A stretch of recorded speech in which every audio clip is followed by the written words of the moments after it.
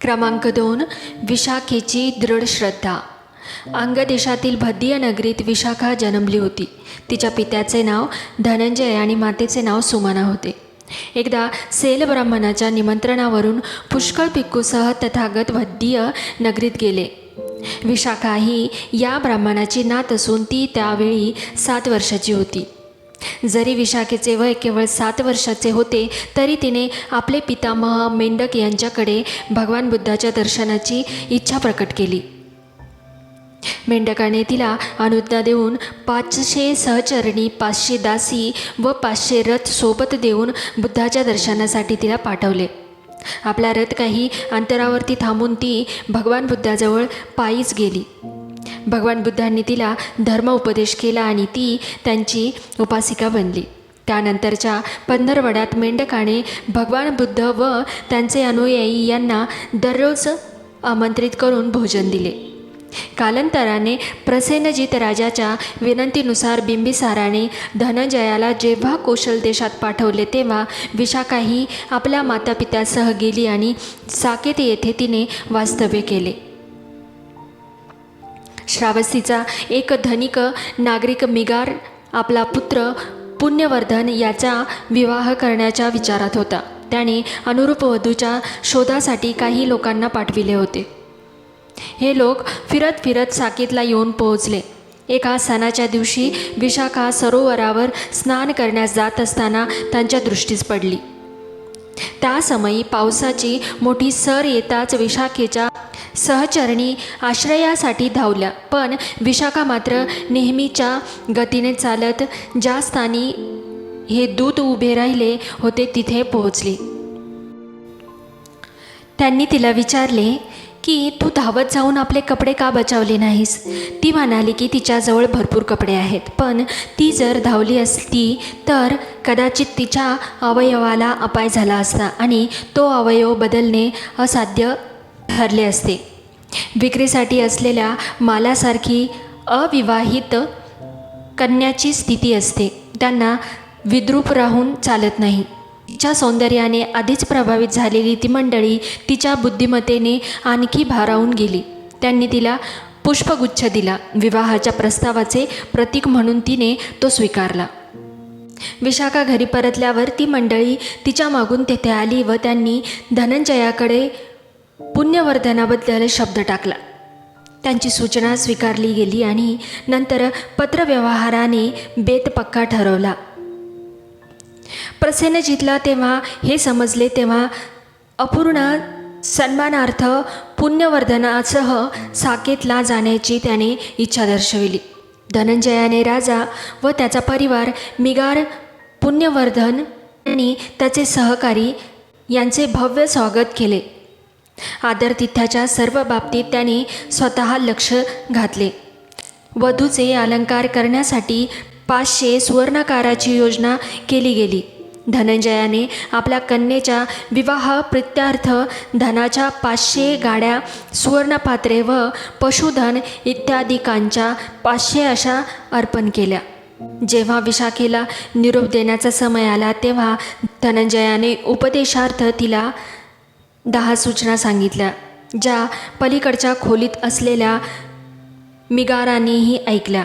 या सूचना अशा होत्या: घरातील अग्नी बाहेर न देणे, बाहेरच्या अग्नी घरात येऊ न देणे, जो कोणी परत काही देईल त्यालाच काही देणे, जो कोणी देणार नाही त्याला काही न देणे, जो देईल त्याला देणे आणि न देईल त्यालाही देणे, प्रसन्नपूर्वक बसणे, प्रसन्नपूर्वक खाणे पिणे, अग्नी प्रज्वलित राहील अशी खबरदारी घेणे आणि ग्रहदेवतांना आदर दर्शविणे. दुसऱ्या दिवशी धनंजयाने आपल्या कन्येच्या पुरस्कारार्थ 8 गृहस्थांची नियुक्ती केली. तिच्यावर कसला आरोप आला तर त्यांची चौकशी करण्याचे काम त्यांच्यावर सोपविलेले होते.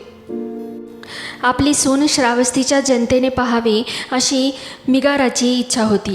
आपल्या रथात उभी राहून विशाखेने जेव्हा श्रावस्तीत प्रवेश केला तेव्हा रस्त्याच्या दुतर्फा जनता उभी होती. जनतेने विशाखेवर उपहारांचा वर्षाव केला, पण तिने त्या सर्व वस्तू जनतेत वाटून टाकल्या. मिगार निगंठकाचा उपासक होता.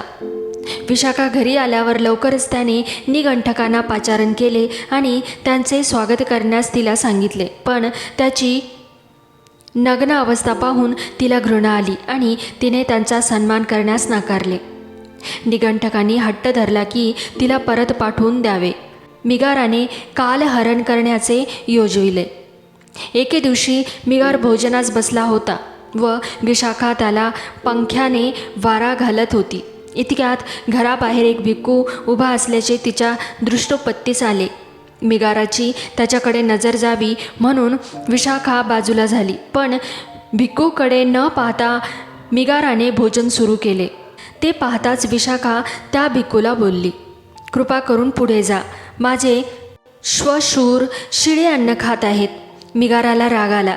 त्याने तिला माघारी पाठवण्याची धमकी दिली, पण तिच्या विनंतीनुसार ही बाब त्या अष्टपंचासमोर मांडण्याचे मान्य केले. त्यांनी तिच्या विरुद्ध केलेल्या सर्व आरोपाची चौकशी केली आणि तिला दोषमुक्त ठरवले.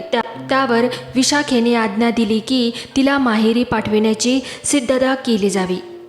मिगार आणि त्याच्या पत्नीने त्यावर तिची क्षमा मागितली. भगवान बुद्ध आणि त्यांचा भिक्खू परिवार यांना आमंत्रण दिले जावे अशी अट घालून विशाखेने त्यांना क्षमा केली. त्याने तसे केले, पण निगंठाच्या दडपणामुळे सरबराई करण्याचे काम त्यांनी विशाखेवरती सोपविले व फक्त भोजनाच्या अखेरीस होणारे भगवान बुद्धांचे प्रवचन पडद्याआडून श्रवण करण्यास मान्यता दिली. पण प्रवचनाचा प्रभाव त्याचवर एवढा पडला की तो उपासक बनला. विशाखेबद्दल त्याला असीम कृतज्ञता वाटली. यानंतर तो तिला माते समान मानू लागला आणि त्याप्रमाणे तिचा आदर सत्कारही करू लागला. त्यानंतर तिला मिगार माता असे संबोधण्यात येऊ लागले. अशा रीतीची विशाखाची दृढ श्रद्धा होती. क्रमांक 3, मल्लिकेची श्रद्धा. एकदा जेव्हा भगवान बुद्ध श्रावस्तीच्या जेतवनात राहिले होते तेव्हा एका गृहस्थाचा एकुलता एक प्रिय पुत्र निधन पावला. यामुळे त्या गृहस्थाने आपला व्यवसाय व खाणेपिणे सोडून दिले. तो दररोज स्मशानभूमीत जाई आणि मोठमोठाने विलाप करी, हे लाडक्या मुला, तू कोठे आहेस, तू कोठे आहेस.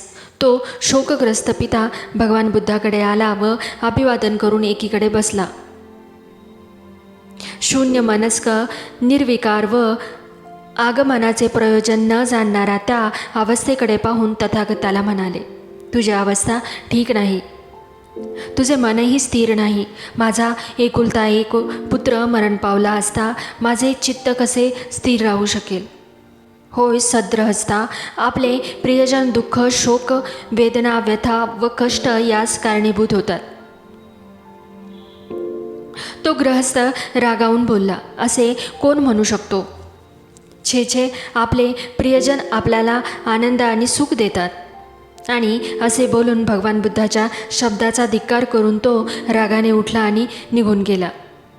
जवळपास काही जुगारी दूत खेळत होते. तो गृहस्थ त्यांच्याकडे गेला आणि श्रमण गौतमास आपली शोककथा आपण कशी सांगितली, त्यांनी त्यावर काय उत्तर दिले व आपण रागाने तेथून कसे निघाले हे त्यांना निवेदन केले.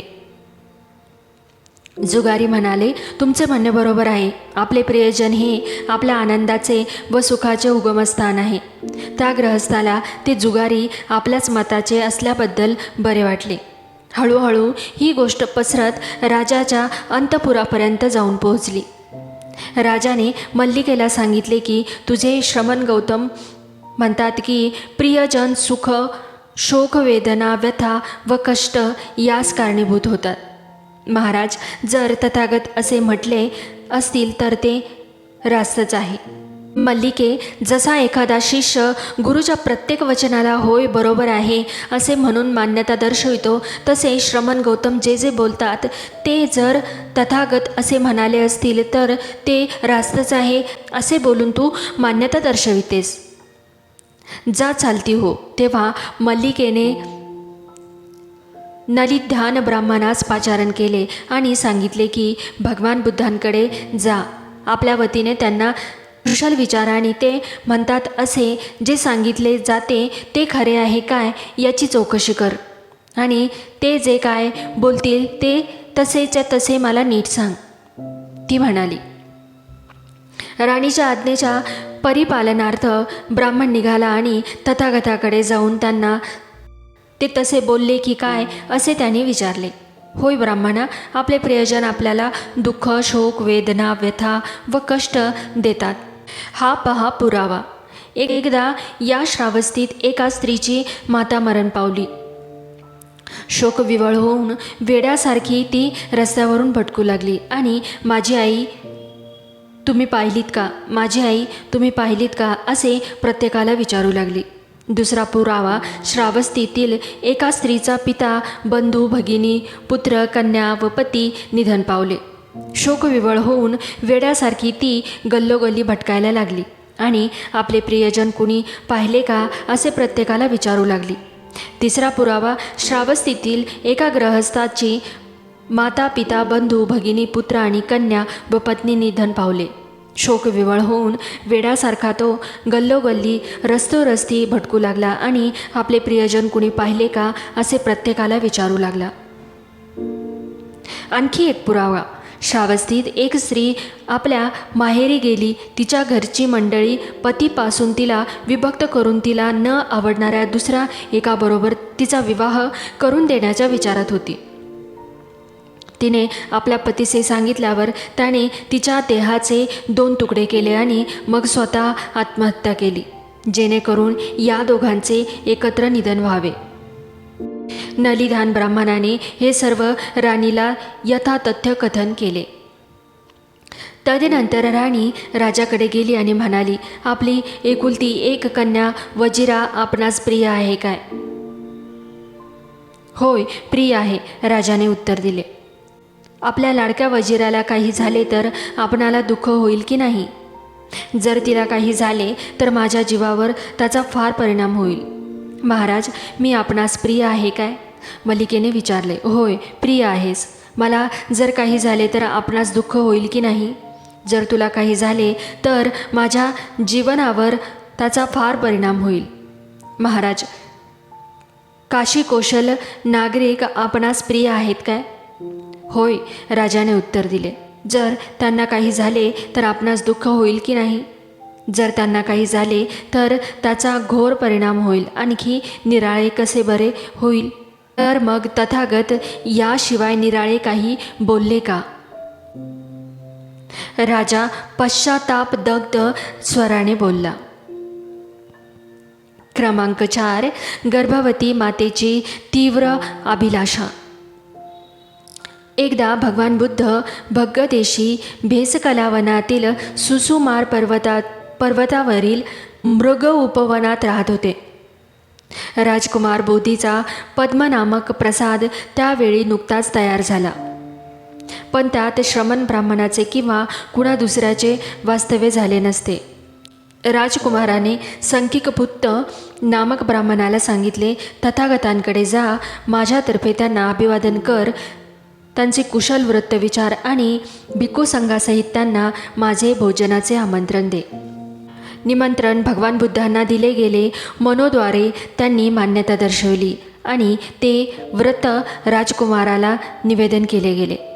रात्र झाल्यावर राजकुमाराने आपल्या पद्म नावाच्या प्रसादात उत्तम भोजन सिद्ध केले आणि प्रसादाच्या पायऱ्यावर शुभ वस्त्र आच्छादित करून सर्व सिद्धता असल्याचे वर्तमान भगवान बुद्धास कळविण्यास त्या तरुण ब्राह्मणास सांगितले. तसे केल्यावर लवकरच तथागत चिवर परिधान करून भिक्षापात्र हातात घेऊन प्रसादापाशी आले. तेथे दरवाजापाशी राजकुमार त्यांची प्रतीक्षा करत उभे होता. तथागत येताना पाहून राजकुमार त्यांना समोर गेला आणि अभिवादन करून त्यांच्या परिवारासह प्रसादाकडे परतला. पायांच्या पायथ्याशी तथागत निस्तब्धपणे उभे राहिले. राजकुमार बोलला, तथागतांनी बिछायतीवर पदार्पण करण्याची कृपा करावी. कृपा करून तथागतांनी माझ्या विनंतीप्रमाणे करावे, म्हणजे ते मला चिरकाल हितावह होईल. पण तथागत निशब्दपणे उभे राहिले. पुन्हा एकदा राजकुमारांनी त्यांना विनंती केली आणि तरीही तथागत स्तब्ध उभे राहिले. तिसऱ्यांदा त्याने विनंती केली आणि मग तथागतांनी आनंदाकडे दृष्टिक्षेप टाकला. अडचण काय होती हे आनंद समजला आणि त्याने पायावरचे आच्छादन गुंडाळून काढून ठेवावे असे त्याने सांगितले. आपल्या अनुयायांचा विचार करता तथागत त्या वस्त्रावर पाय ठेवतील असे शक्य नव्हते. राजकुमाराने ते वस्त्रछादन गुंडाळून ठेवण्याची आज्ञा केली. प्रसादाच्या वरच्या मजल्यावर आसनाची सिद्धता करण्यास सांगितले. तथागत भिक्खू संघासहित पायऱ्या चढून वर गेले आणि त्यांच्यासाठी सिद्ध केलेल्या आसनावरती स्नानपन्न झाले. राजकुमाराने आपण स्वतः तथागताने भिक्खू संघास यथेच्छ भोजन वाढले. तथागतांचे भोजन समाप्त झाल्यावर राजकुमार बोधी एका बाजूस आसनावर बसला आणि त्यांना म्हणाला, भगवान, मला वाटते की सुखद साधनांनी नव्हे तर अप्रिय साधनांनी खरे कल्याण प्राप्त केले पाहिजे. तथागत म्हणाले, राजकुमार, फार पूर्वी जेव्हा मला संबोधी प्राप्त झाली नव्हती तेव्हा तुझ्यासारखेच माझे मत होते. त्यावेळी मी अगदी तरुण होतो. माझे केस काळेभोर आणि भरदार होते आणि तारुण्याच्या ऐन बहारात मात्या पित्याच्या इच्छेविरुद्ध त्यांच्या दुःखशोकाला न जुमानता मी केस व दाढी कापून पितवस्त्र परिधान करून संसाराचा त्याग करून गृहहीन संन्यास पत्कारला. सत्यान्वेषण करण्यासाठी आणि अनुपम शांतीचा मार्ग शोधण्यासाठी मी संन्यास स्वीकारला होता. पण आता माझे मन निराळे झाले. जर एखाद्याला धम्म समजला तर सर्व दुःखांचा नाश कसा करावा हे त्याला समजेल. राजकुमार बोलला, किती अद्भुत हा धम्म, किती अद्भुत. या धम्माचे स्पष्टीकरण हा समजण्यास किती सुलभ. तेव्हा तरुण ब्राह्मण संकिकपुत्र राजकुमाराला म्हणाला, राजकुमारा, आपण हे मान्य केले खरे, पण आपण बुद्ध धम्म आणि संघ यांचा आश्रय ग्रहण करण्याची तयारी दर्शविली नाहीत. असे म्हणू नकोस मित्रा, असे म्हणू नकोस, राजकुमार बोलला, कारण मी माझ्या मातेकडून असे ऐकले आहे की ज्यावेळी भगवान बुद्ध कौसंबीच्या घोषितारामात राहत होते त्यावेळी गर्भवती अवस्थेत ती त्यांच्याकडे गेली व त्यांना अभिवादन करून त्यांच्याजवळ एका बाजूस बसली. ती त्यांना म्हणाली की पुत्र अथवा कन्या जो काही गर्भ माझ्या उदरात या क्षणी आहे तो अजात गर्भ बुद्ध आणि धम्म आणि संघ यांचा आश्रय स्वीकारित आहे. भगवान बुद्धांनी अनुग्रह करून त्या गर्भाला यावजीव आपला शरणागत उपासक म्हणून स्वीकारले. आणखी एकदा भगवान बुद्ध या भग देशातच सुसुमार पर्वतावरील बेसकला वनात राहत होते. माझ्या दाईने मला त्यावेळी तथागतांकडे नेले आणि त्यांच्या समोर उभी राहून ती म्हणाली, हा राजकुमार बोधी बुद्ध धम्म आणि संघ यांचा आश्रय स्वीकारित आहे. आता मी तिसऱ्या वेळी आश्रय स्वीकारत आहे आणि तथागतांना विनंती करत आहे की मला यावज्जीवी उपासक म्हणून त्यांनी स्वीकृत करून घ्यावे. क्रमांक 5. केनियाचे स्वागत. आपण येथे सेल नावाचा एक ब्राह्मण राहत होता. तो 3 वेदात पारंगत होता, तसेच व्याख्यांसहित कर्मकांडाचा पंडित, शब्दशास्त्र व्युत्पत्तीशास्त्राचा तज्ज्ञ व 5वी विद्या जो इतिहास त्यास निष्णात होता तो व्याकरण जाणत असे. कूटतर्कशास्त्र तसेच महापुरुषाची लक्षणे ओळखणे यातही तो तज्ज्ञ होता. त्यांच्यापाशी 300 तरुण ब्राह्मण होते ज्यांना तो वेदमंत्र शिकवत असे. केनिया नावाचा अग्निपूजन ब्राह्मण या सेलाचा अनुयायी होता. आपल्या 300 शिष्यांसह सेल त्यांच्याकडे गेला. त्यावेळी तिथे अग्निपूजन निरनिराळ्या उपक्रमात व्यस्त होते व स्वतः केनिया मेजवानीची खास व्यवस्था करण्यास गुंतलेला होता. ते पाहताच ब्राह्मण केनियाला म्हणाला, हे सर्व काय चालले आहे? ही विवाह भोजनाची तयारी आहे की यज्ञाची सिद्धता?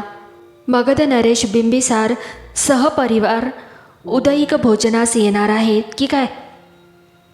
सेल ही विवाह भोजनाची तयारी नाही किंवा राजाच्या मेजवानीचीही नाही, पण मी एक मोठा यज्ञ योजिला आहे, कारण श्रमण गौतम आपल्या भिक्षाटन यात्रेत 1250 भिक्खूसह आपण इथे आले आहेत. श्रमण गौतमाच्या बाबतीत अशी कीर्ती प्रसूत आहे की ते सम्यक संबुद्ध आहेत. त्यांनाच भिक्खू संघासह मी उदयिक भोजनास निमंत्रित केले आहे. ही जी मेजवानीची सिद्धता दिसते आहे ती त्यांच्यासाठीच आहे. सेल म्हणाला, केनिय, तू त्यांना सम्यक संबुद्ध असे संबोधिलेस काय? होय, केनिय बोलला. केनिय, तू खरोखरच असे म्हणालास? होय, मी तसेच म्हणालो. क्रमांक 6. राजा प्रसेनजितची स्तुती. एकदा भगवान बुद्ध श्रावस्तीत अनाथपिंडकाच्या जेतवनारामात राहत होते. त्यावेळी कौशल नरेश प्रसेनजित एका लुटूपुटूच्या युद्धात विजय मिळवून आपला हेतू साध्य करून परतला होता. उद्यानाजवळ पोचल्यावर तो तेथे वळला. जिथपर्यंत रथ जाऊ शकत होता तिथपर्यंत रथातून जाऊन नंतर पुढे तो पायाने उद्यानात चालत गेला. त्यावेळी काही भिक्खू खुल्या हवेत शतपावली करत होते. कौशल नरेश प्रसेनजित त्या भिक्खूकडे गेला आणि म्हणाला, भन्ते, या समयी अहर्त सम्यक संबुद्ध तथागत भगवान बुद्ध कोणत्या स्थळी आहेत? मी त्यांचे दर्शन घेऊ इच्छितो. महाराज, त्यांचा निवास पलीकडे आहे. दरवाजा बंद आहे. आपण न घाबरता शांतपणे तिकडे जा. वरांड्यात प्रवेश करा. खाकरल्यासारखे करा व दरवाजाची कडी वाजवा. तथागत दरवाजा उघडतील. त्यांनी सांगितल्याप्रमाणे राजा प्रसेनजित त्या निवासात गेला. खाकरला व त्याने दरवाजाची कडी वाजवली. तथागतांनी दार उघडले. मग प्रसेनजितने निवासात प्रवेश केला आणि तथागतांना त्याने शिरसाष्टांग वंदन केले. त्यांच्या पदकमलांचे चुंबन घेतले व हातांनी ते स्पर्शिले आणि आपल्या आगमनाची सूचना दिली. भगवान, मी कौशल नरेश प्रसेनजित आलो आहे. भगवान बुद्धांनी विचारले, पण महाराज, या देहात असे काय वैशिष्ट्य आहे की आपण इतक्या गाढ मानवतेने या देहास भावपूर्ण वंदन करत आहात? जय भीम, नमो बुद्धाय.